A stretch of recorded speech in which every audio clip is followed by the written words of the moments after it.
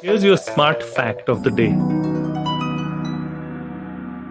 Definition of a digital nomad. Well, a digital nomad is someone who works remotely but is constantly traveling from one place to another, right?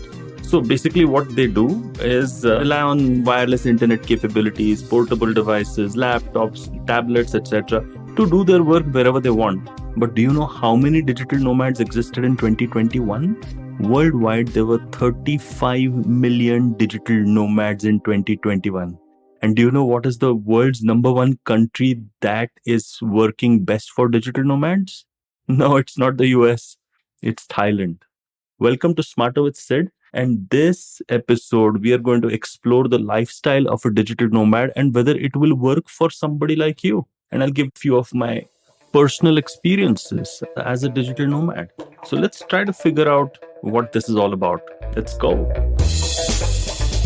First, a home truth. Normally, I start with the context, but a home truth. I don't think that you can call yourself a digital nomad just because you had started working remotely during the COVID sort of lockdown situation, because the whole world was working basically remotely or out of work or whatever it was. I don't think that's the definition, right? The definition is that you are still traveling, you are still nomadic. And actually, being a digital nomad kind of went downhill during the COVID things and it has started picking up again. So typically what people say, oh, I'm a nomad now, I work from home. No, you're a remote worker, but you're not a nomad.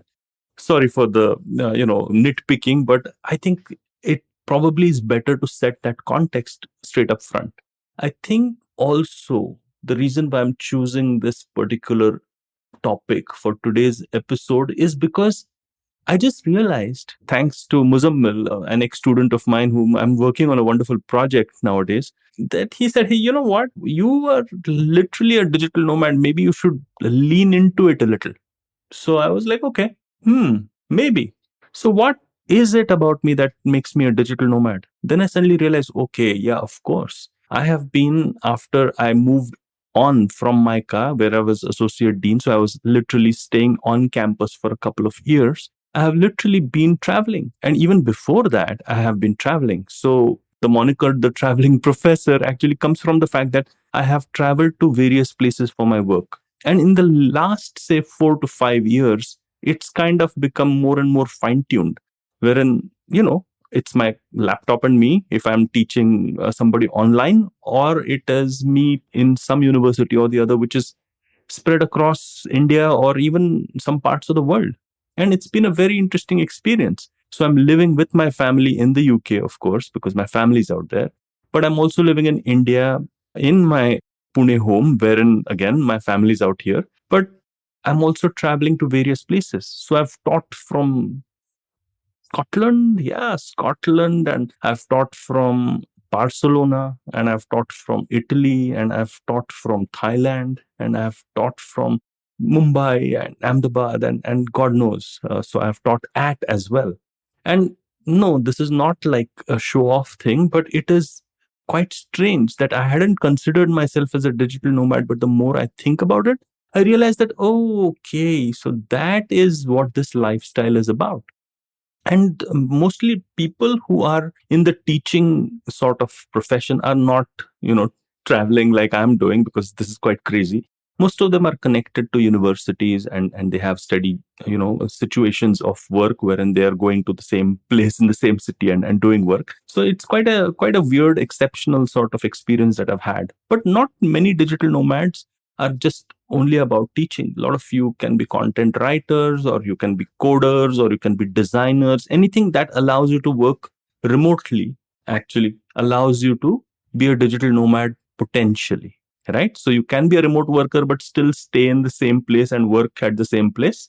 That doesn't make you a digital nomad. But if you are traveling and you are working remotely, well, you might be one without knowing it. You might be one of those 35 million. So that is the context. Now, is the digital nomad lifestyle for you? You might say, oh, but I'm married and so we can't do that. Trust me, there are about 61% of the digital nomads are married. So how does that work? That works because I guess both of them are digital nomads. Maybe single people can be digital nomads more easier. And of course, it will get tougher once you have children. because children require schools and the rest of it. So there might be some of you who might just scratch out the digital nomadic lifestyle based out of just practical considerations. And that's absolutely fine. And I think that, there's a time and place for everything. So if you're young and maybe single or just recently married and both of you have the travel bug or in a partnership or whatever, that is probably the best time to be a digital nomad. Probably not the best time when you're trying to raise a family or something of that sort, unless and until you're going for a completely eclectic lifestyle, in my opinion. So that's one. But more than that, what does it take? So if I look at my own experiences as a digital nomad, I think one of the key aspects for me has been time zone differences. So I have woken up at, crazy hours like 4 o'clock in the morning or 5 o'clock in the morning because I have to take, a lecture which is based out of India or Thailand or wherever. But I'm in Scotland. So even though the view is beautiful outside, I'm up and I'm kind of settling down, trying to wake myself up and be kind of coherent because, teaching, at least the teacher should be coherent, isn't it?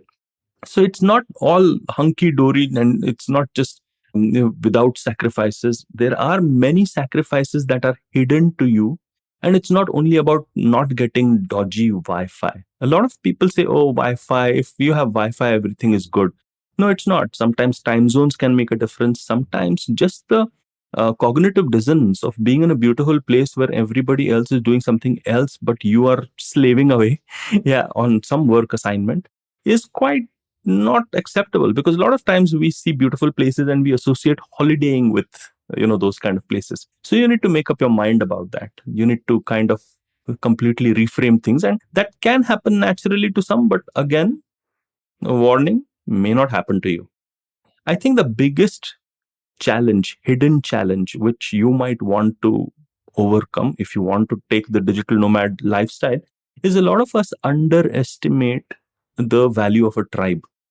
So a tribe that you belong to work-wise or even family-wise or whatever makes you feel more certain, more secure, more, that your place and position. It gives you security.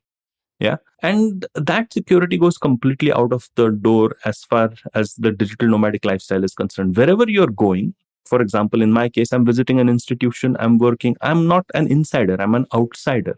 And that outsider is not part of the tribe. So when you are actually looking at that tribe and you want to belong to that tribe, well, the digital nomadic lifestyle is not going to be for you.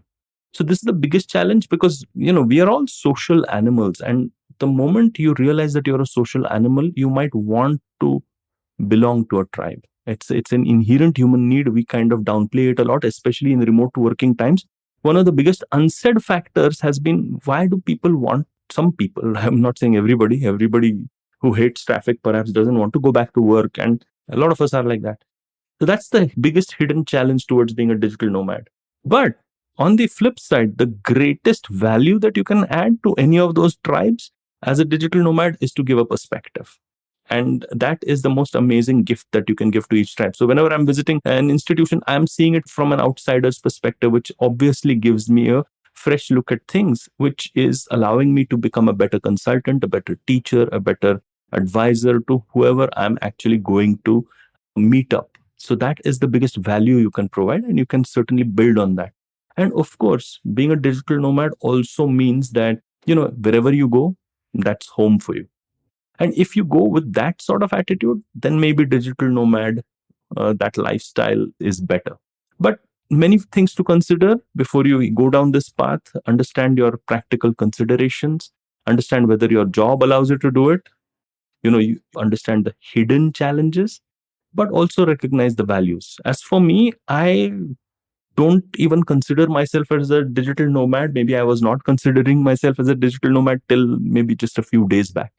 But now that I know what I'm doing, maybe I will just lean into it a little. And you might see a lot of stuff happening on the Traveling Professor that documents the kind of life that I might be leading as one, right? So let's see how that goes, shall we? I hope you liked this episode of mine, slightly different from the normal ones.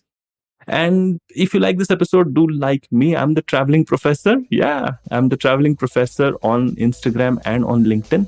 And if you like stuff like this, just check out what IVM's got on for you.